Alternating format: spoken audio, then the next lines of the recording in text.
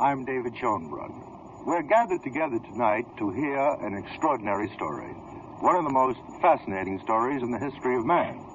Whether it is true or false is something that you will judge after you've heard the story and a discussion of it by a panel of scientists and science editors. The story will be told by the two people who have lived it. First, Mr. Barney Hill and his wife, Betty Hill. Barney and Betty Hill are two of many Americans who claim to have seen an unidentified flying object, and two of perhaps 100 who claim to have been aboard a flying saucer. Their story was written up for them by John Fuller, author, columnist, who in this new book, The Interrupted Journey, 2 Lost Hours Aboard a Flying Saucer, tells not only their story, but their therapy and the revelation to themselves, by themselves, under hypnosis of their extraordinary experience. And this will then be examined and discussed by a panel of experts. Let's now meet our experts. Dr. Leo Sprinkle, counselor and assistant professor of psychology at the University of Wyoming. Mr. Edward Eddleson, science editor of the World Journal Tribune of New York. Professor James McDonald, an atmospheric physics professor at the University of Arizona. Mr. Leon Jerrif, science editor of Time magazine. And Carl Sagan, professor at Harvard University and also at the Smithsonian Astrophysical Observatory. Now, Mr. and Mrs. Hill, for your story. I believe it began on the night of the 19th of September, 1961, as you were driving home from a vacation in Canada, and something happened near Lancaster, New Hampshire. Which one of you was the first to see this something happen? Betty was the first one. Yes. Betty, could you start the story then? Yes.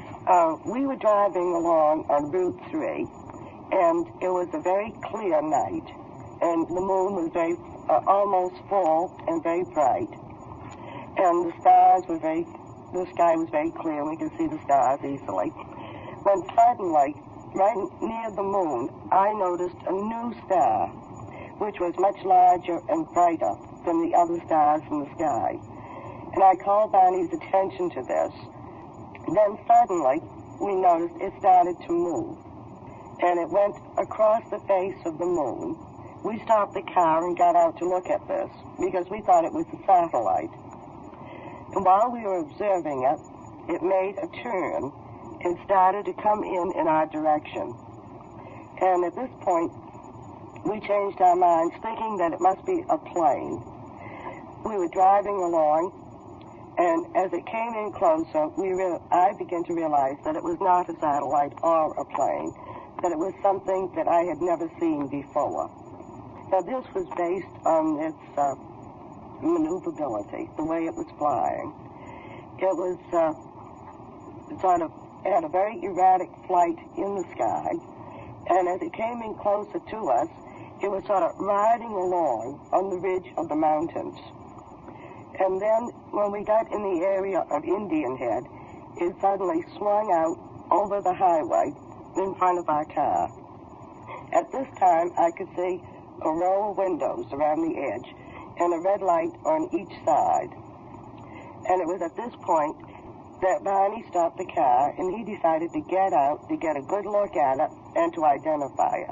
So I got out of the car and took the pair of binoculars, 7x50 crescent of binoculars, and stepped away. And as I raised the binoculars, looking over the roof of the car from my position on the ground, the object shifted across the highway, where it now, in making the shift, it also had a descent motion that brought it to what I roughly estimated as about 100 feet in the air.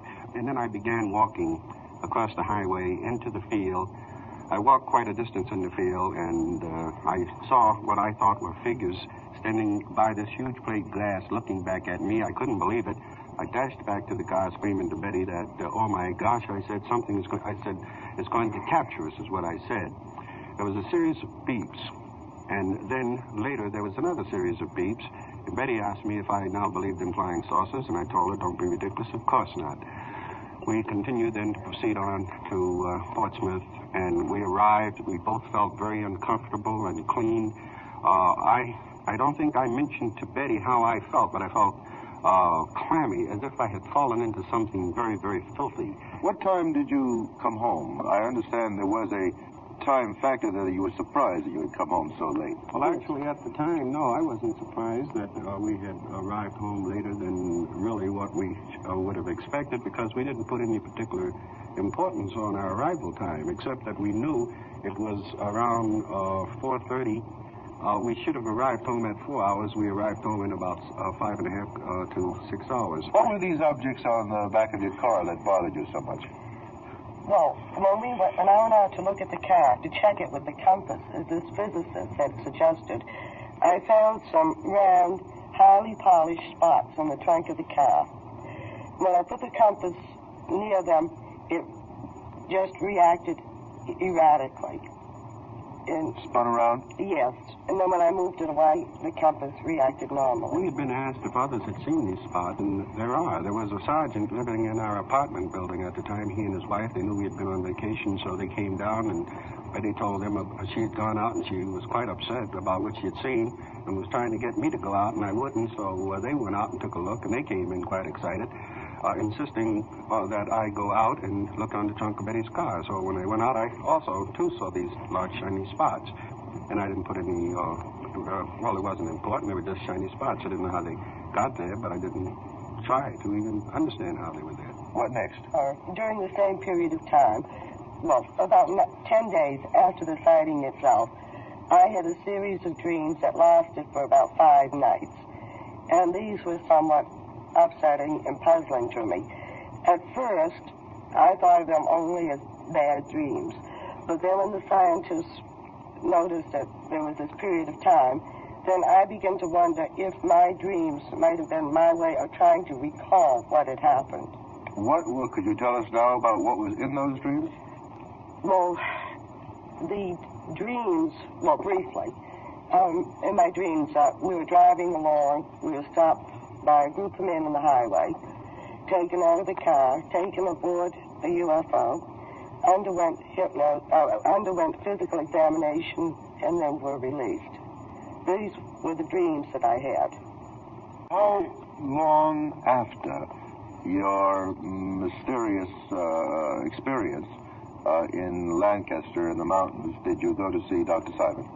Well, this would have been in the latter part of 1963. The sighting was in September 1961. Mm-hmm. And so I was... More than 2 years elapsed. Yes. Revealed to you. What story did you learn about your experience under hypnosis?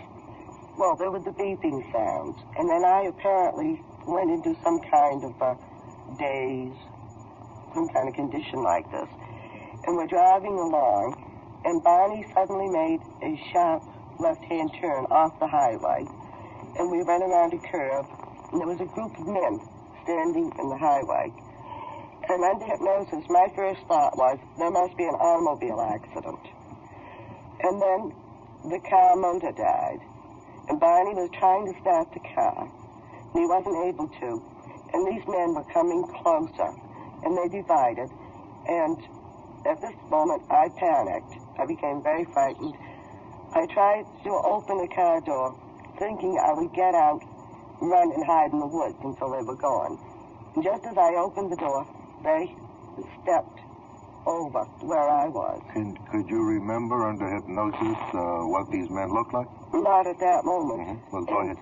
Then they took me out of the car, and I went into sort of another deeper daze of some sort. Kind of a trance. Yes. And then I was more or less pulled myself out of this, or at least partially. And I found myself walking in the woods with a man on each side of me, and some in front, some behind me. And then in back of me was Barney, and he was like sleepwalking. And there were these 2 men more or less holding him up. We walked through this long path in the woods until we came to the craft that was sitting on the ground.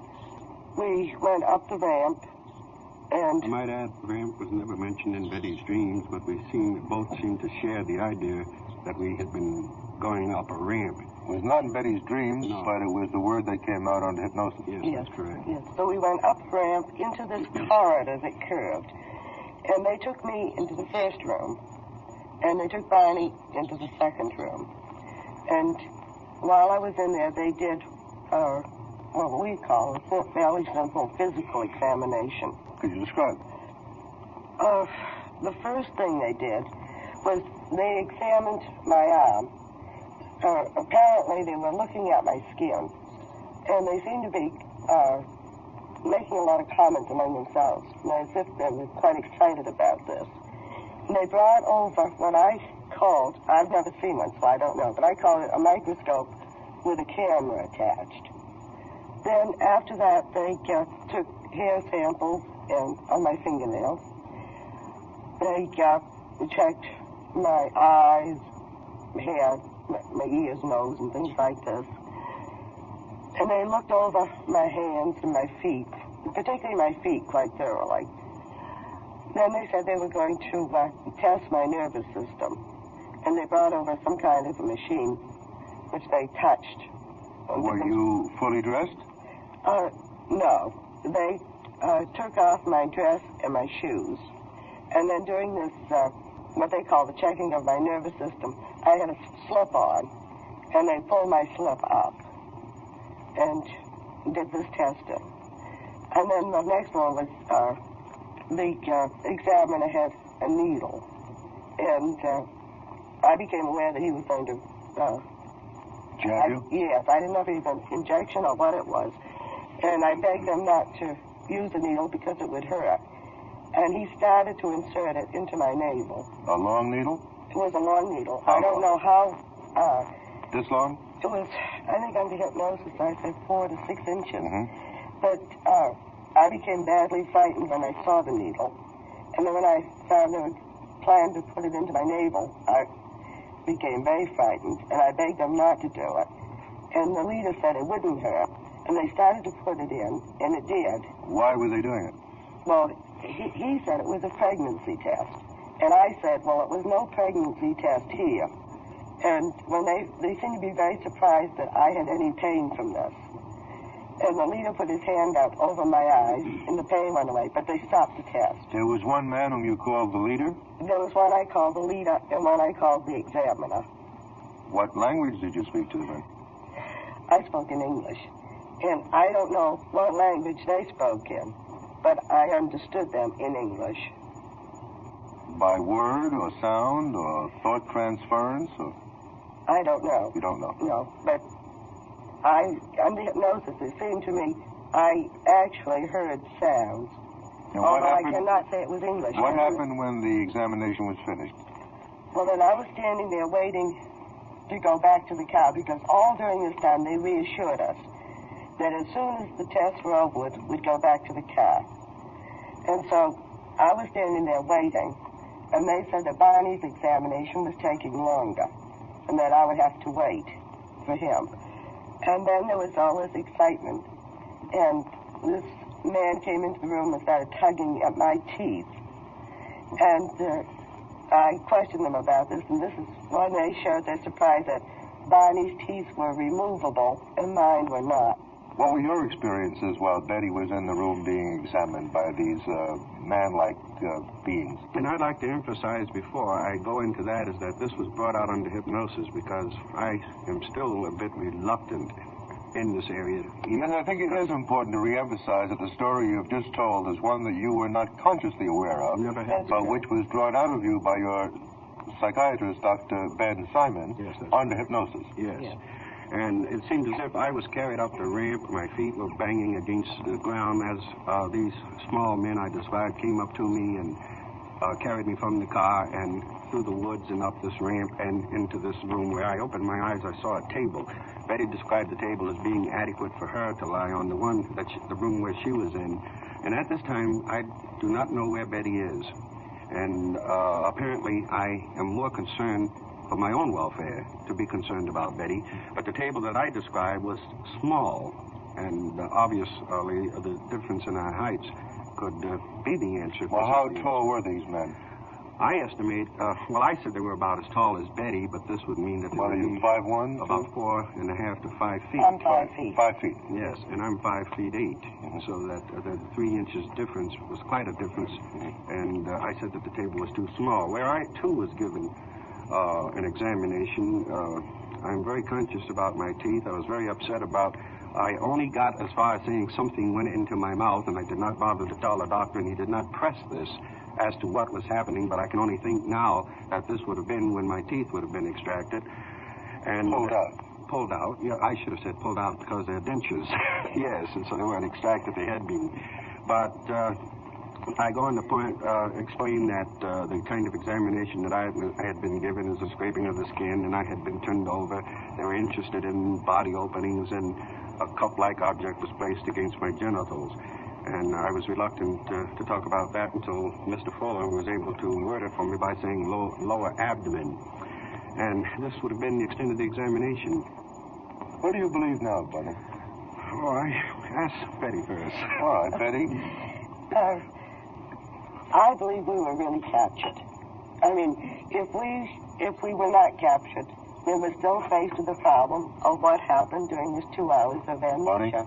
Well, this is what I'm forced, in a sense, to believe that something happened that night. I can't say definite as to what definitely happened, but apparently if the hypnosis which we were led to believe would be the means of opening up the amnesia, if this is not the facts, then what are the facts? Well, I think we're going to discuss that with a group of very knowledgeable people in just a moment from now. Well, we're back with Barney and Betty Hill and about to begin discussion of their extraordinary case. But before we go to the panel, I think we ought to look at some sketches that they made. You may remember they said that when they got home from their experience, they both drew sketches of what they had seen, and then later, under hypnosis, they drew more sketches. Would you identify these and tell us what they are? This is one that Barney drew of the abduction spot itself. Where the abduction took place. Yes, this is how he remembered this. A car, a roadblock, and the disc. Right. Yes. Right. This is one that Betty drew, and similar to the one I drew, and the 2 red balls on the side that indicate the red lights. That's what you saw that night. You drew that night. Yes. Now, the next picture is what I tried to describe when I was standing in the field, and as the lights had parted away from the craft itself, and the figure standing there looking back at me.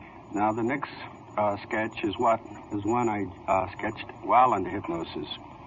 And I was trying to explain to Dr. Simon what the persons that I was involved with looked like, and this is what I drew in deep trance. I was trying to emphasize the eyes, and this is what was so outstanding, that the eyes seemed to go around the side of the face this way. And the cap was my attempt at drawing a military cap.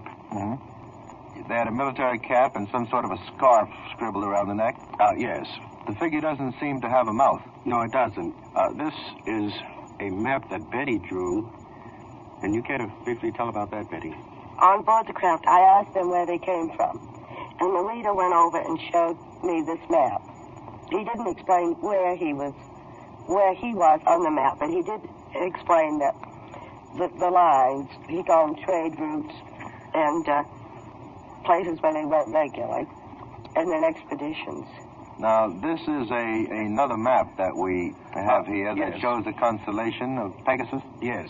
This was printed in the New York Times 1 year after Betty had drawn her map, in which the Russians were reporting that they thought there were radio signals were emanating from this section in the sky. She then compared the sketch she had drawn with the map that was published in the New York Times. And she thought that there was a great similarity between the two. Now, what is this coming up now? That seems to be another attempt to sketch these humanoid creatures. Yeah, that's correct. This was after I had undergone the session of regressive hypnosis and now trying to draw, for the doctor's benefit, what I thought the creatures looked like. And again, there's the heavy emphasis on the eyes, the 2 slits representing nostrils, and my attempt to show the slit line for the mouth, and when the mouth was parted, that is what I'm trying to show in this sketch.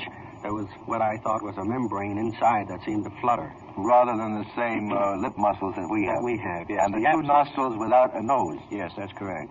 All right, I think that the panel has been very patient, I'm sure very interested in everything that's been said. And perhaps we might ask who would like to start the questioning. Dr. Sagan of Harvard University, and I think also of the Smithsonian Astrophysical Observatory at Harvard. All right, Dr. Sagan. Well, I'd like to begin the questioning, if I may, with with one general line of inquiry. Our present understanding of the evolution of life on Earth is that it's a slow process of evolution by natural selection, that human beings are the product of several billions of years of random mutation, accidental effects leading up to what we are now. If events were even slightly different in the previous history of the Earth, we think that we would not wind up with things that are closely human beings, but with something else. Now, other planets certainly have environments quite different from those on the Earth, and therefore we would expect that beings that evolved there would have even greater differences and would not look closely like human beings. And that's why I was interested to see that the characterization of the inhabitants of this supposed extraterrestrial space vehicle were, with a few minor differences, very closely human. Head, two eyes, something like a nose, mouth, hands, feet, and so on. This seemed to me to have an intrinsic implausibility about it. It seemed to me that much more likely that this was projecting human experience onto perhaps something else. The one question I'd like to ask is fingers. How many fingers? Didn't notice any, Dr. Sagan. Didn't notice any fingers. How about earlobes? I didn't notice ears. How about Mrs. Hill? May I just briefly inject something here? We were on another discussion, and after very quietly, more or less, very relaxed, discussing for about 2.5 hours, the scientists questioned us very closely about the absence of our seeing or noticing hands. So the announcer put a paper over my hand and asked the scientist, what about my hands? Had he noticed anything? Was I wearing a ring or not? And he had to admit he hadn't noticed them. And this would have been a much more relaxed situation. Right. Well, but the point is that you did notice some details, and I was interested in whether you had noticed some other details. Yes. No, I had not. How about hair? Betty? No, I didn't. Yes? I think the thing that strikes me most is the fact that not only did these creatures breathe the Earth's atmosphere with no difficulty, but you were able to breathe the spacecraft's atmosphere with no difficulty. Is that a question? No, it's a comment. Well, that's all I can say. Did you notice any respirators or anything of that sort? Not from my position, no. Leon Jerrif, of science editor of Time magazine, I think, has a question or comment. Yes, as I understand it, the only tangible evidence of the visit of this ship and their experience with it is the appearance of the bright, shiny spots on the trunk of your car. Is that correct? That would have been one of the tangible evidence. One that I hadn't found to be important is that when I arrived in Portsmouth that morning, my shoes were badly scuffed. And this, well, it's my opinion, or rather my word, there's no proof to it. The reason I asked, I am aware of the scuff marks on your shoes, but yes, that could have happened in any earthly experience. This is correct. The point that I wonder about is the failure either of Mrs. Hill to call the attention of these spots to Mr. Webb of the Hayden Planetarium, who was there a couple of days later, or perhaps you had mentioned them, but then Mr. Webb neglected to look at them. And since this is the only tangible evidence, we wonder why someone didn't think of this. We discussed the spots with Walter Webb and with Mr. Holman and Mr. Jackson. But we had spent hours discussing this, and then it was just oversight on their part and leaving. When they left for us, we just forgot to show them to them. No one thought to examine Question to Mr. Webb, maybe John, who was talking. Yes, I did. And Walter Webb simply throws up his hand in disgust at his own failure as an investigator. I am convinced in my own mind that nothing was hidden, that it was simply a very serious oversight, and he agrees that it was. Ed Eddleson of World Journal Tribune. Are those spots still there? And if not, what happened to them? The spots gradually wore away over the winter months, and we don't have the car now. Professor McDonald of the University of Arizona. Well, while we're on the spots, there's a point that probably ought to be made, and then a question that ought to be asked. The reason you originally got the compass out to look at those was that someone had suggested that this would be a means of testing for radiation. It's not clear to me how that would ever have detected the irradiation of the car. I think that It's just an observation that should be made. Are you saying that if it were irradiated, that the compass would not, in any case, behave this way? Yeah, in the first instance, I'm saying that irradiation could not be detected with a compass, but, so that's just a side comment. But you did the experiment nevertheless, and so we have the results of the experiment, and it's quite disconcerting because with anything other than a current rapidly changing dipole moment of some mysterious kind in the trunk of the car, there is no easy way to understand the mechanism to cause the compass needle to spin. Were those beeping sounds the only noise you heard as this apparently huge aircraft approached? Yes, this was the only sound we heard. And Barney, you didn't hear any sound when you were out in the field. No, I didn't hear any sound. But it wasn't as the aircraft approached. It was after I had dashed back to the car and screamed to Betty that something was going to capture us. Then there was a series of beeps. Now, I do recall touching the steering column because there was a very subtle vibration.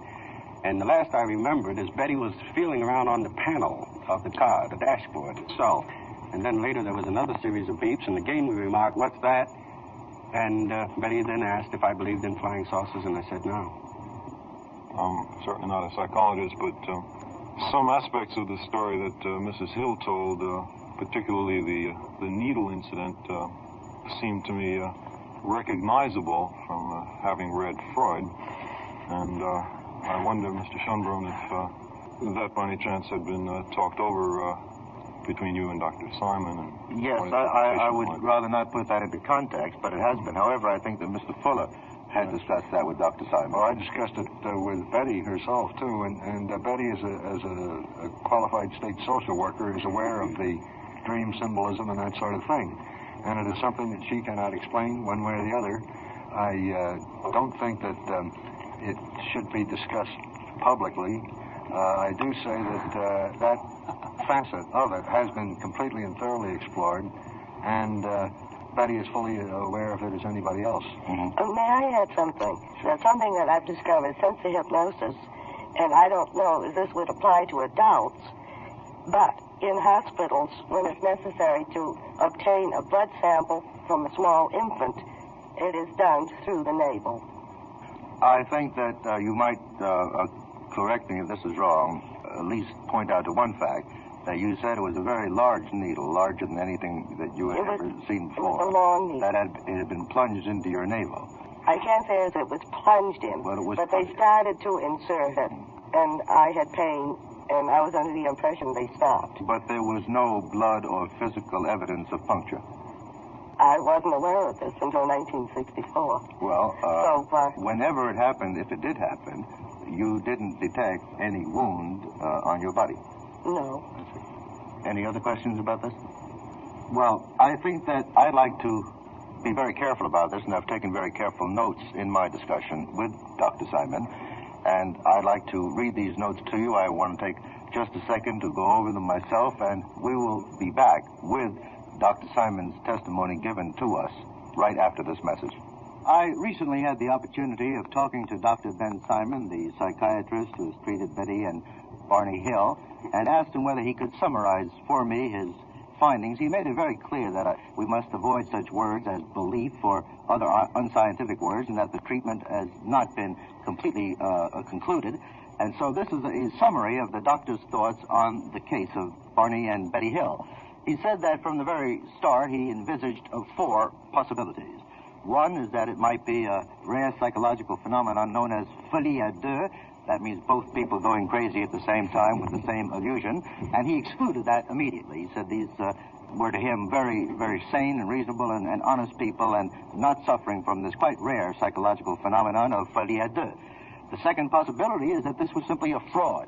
And he said, of course, he had to go into that, and he went into it very thoroughly, and he is convinced that the way their stories came out in hypnosis, as well as the waking period analysis, convinces him that there's no case for fraud here at all. Then there was the third possibility, that the story was fundamentally true, as related, that, in fact, they not only sighted a flying object, but that they were aboard a flying object, a flying saucer, and met humanoid creatures.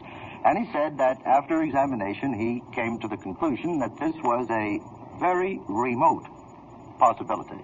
And he said there were any number of evidences that pointed in another direction, which leads to the fourth possibility in his various hypotheses, which he calls the dream hypothesis. And that is that Betty, after the experience, had certain dreams, and that after a period of time, the dreams became reality. And the doctor pointed out that although under hypnosis, the patient always tells the truth, it is the truth as the patient sees and knows the truth himself, but it is not necessarily the ultimate non-personal truth. And the doctor said he found many evidences that there was a strong stimulus from the very first experience that you had in sighting this object, a very strong stimulus towards believing the existence of the flying saucer. And the doctor said to me, I do believe that they saw an unidentified flying object.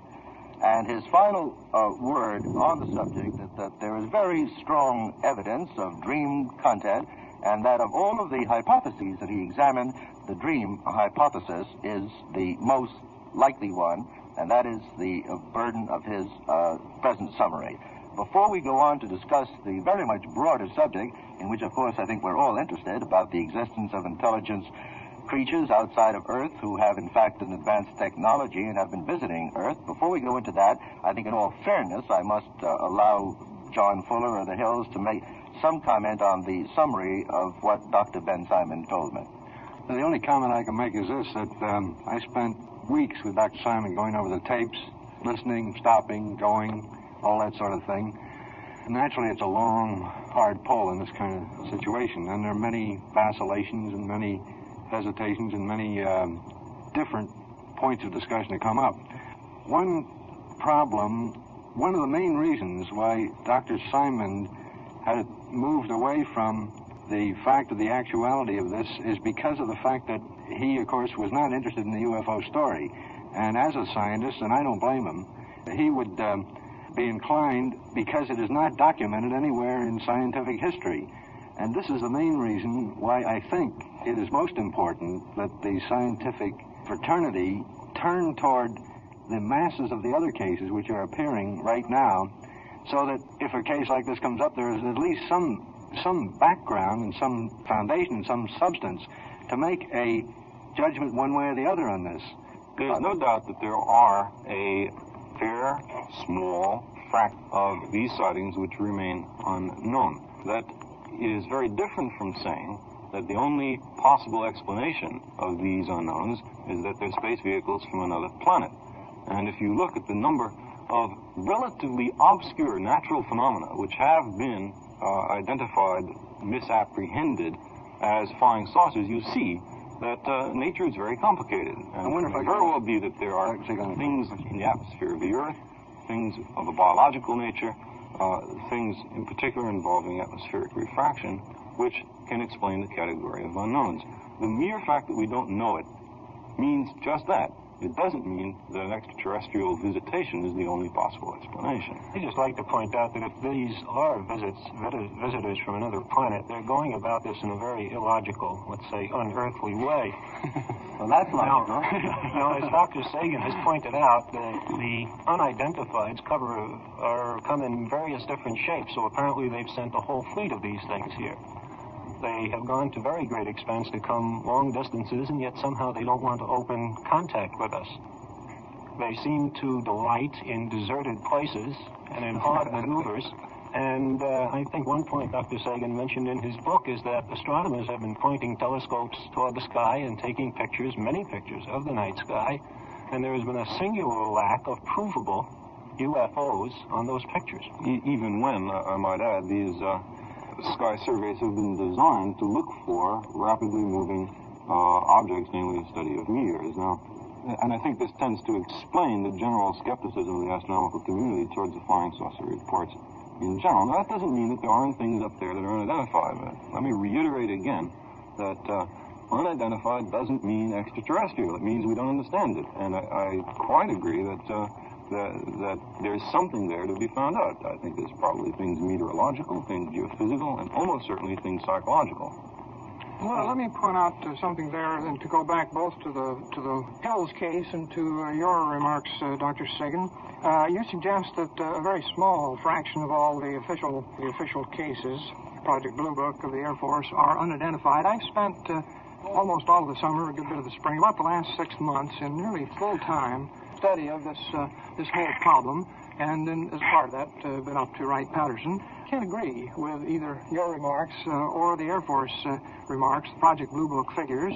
When I went over case after case, and I dare say I've looked into about 150, 200 cases at Wright-Patterson alone, the discrepancies between the official categorizations, balloons, aircraft, birds, and so on, astronomical, meteorological, the discrepancies between the official categorizations and the content of the reports was, to me, and no other word could describe this, astounding. Dr. McDonald, despite these discrepancies that you found in the reports, have you or has anyone else who has investigated this phenomenon seriously ever found a single piece of evidence? Hardware? Hardware. Not to my knowledge. Anything other than pictures or sightings?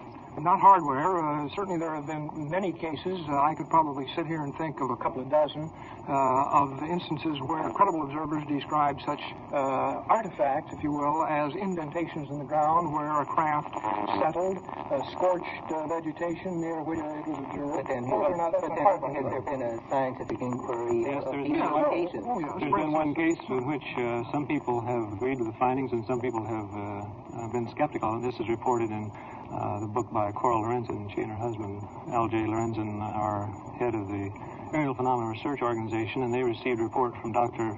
Fontes, who is a physician in Brazil, and the report describes fragments which supposedly came from a flying saucer which burst and then were analyzed.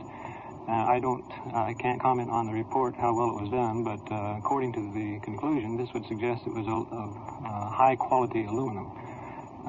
Or magnesium, pardon me, higher quality than supposedly is possible in Earth laboratory. But there are other people who... Gentlemen, please forgive me for interrupting this very exciting discussion at this moment. We'll come back to it right after this message. We're back again with Professor McDonald, a professor of atmospheric physics at the University of Arizona.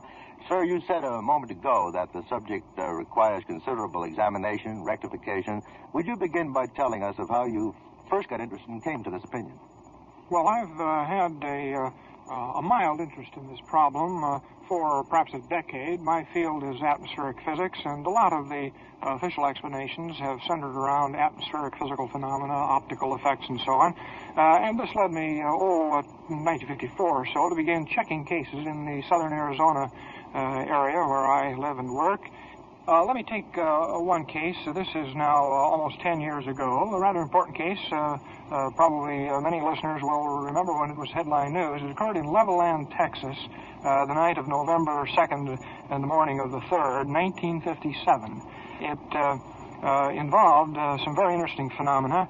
I've interviewed some of the people who were involved in it. I have a map here that will give us a little bit of a notion of the general geography. Here is Levelland, Texas, a small town, about 30,000. The lines are highways running in and out of Levelland. From about 11 o'clock at night on the 2nd till around 1 in the morning on the 3rd, a series of about 10 independent sightings by 10 persons. A couple of them were law enforcement officers. Others were just drivers.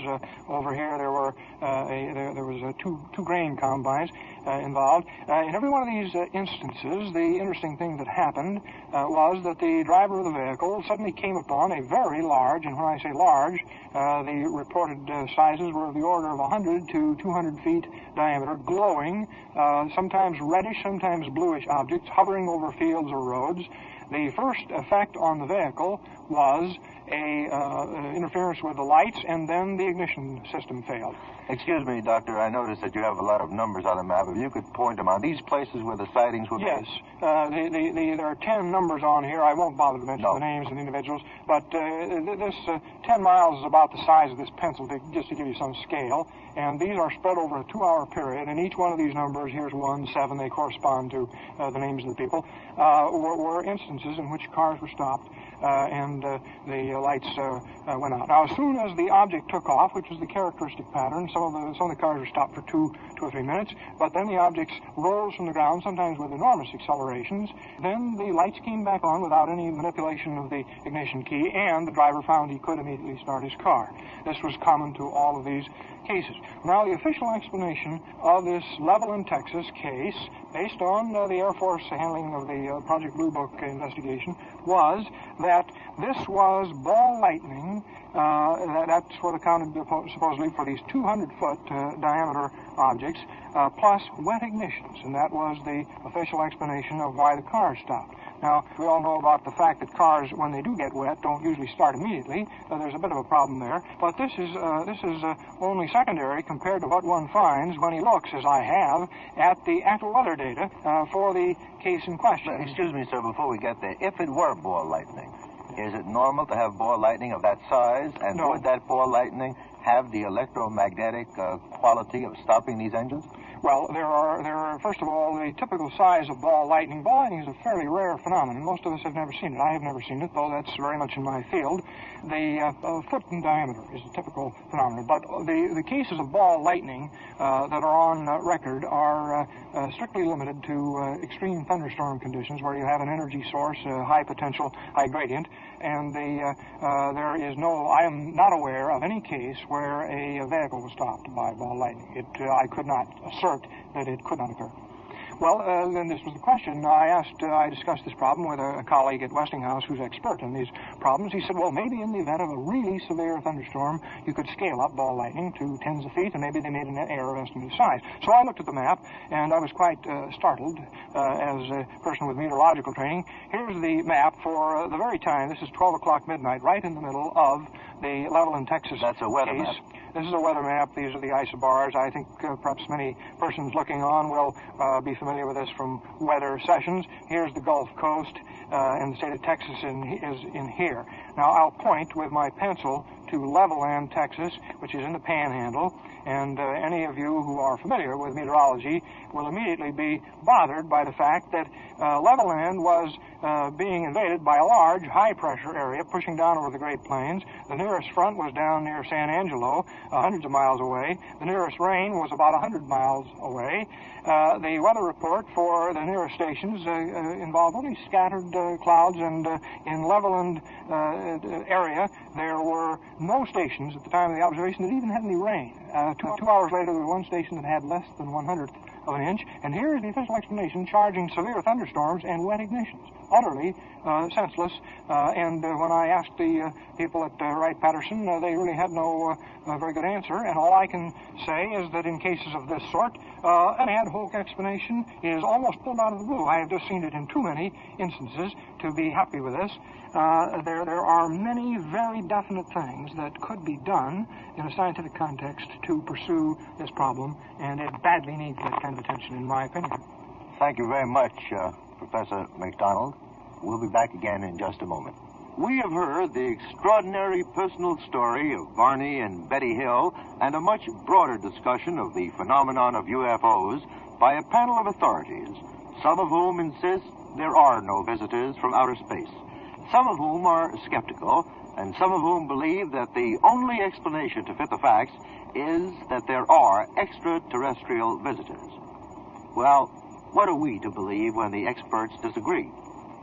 Speaking both for myself and for the editors of this program, we would say this: unidentified flying objects demand serious and immediate scientific attention.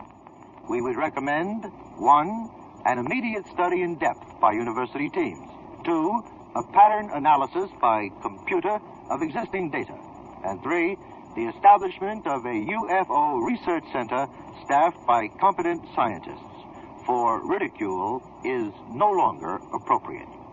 We did not write the words that I have just spoken. They are taken from a speech made in June of this year by Dr. J. Allen Hynek, chairman of the Astronomy Department of Northwestern University, and for the past 18 years, science advisor to the Air Force study of UFOs. We subscribe to his recommendations. But we would make one important addition: that the UFO Research Center be totally independent of government, but that it have the authority to examine Air Force data. This is David Schumberg. Good night.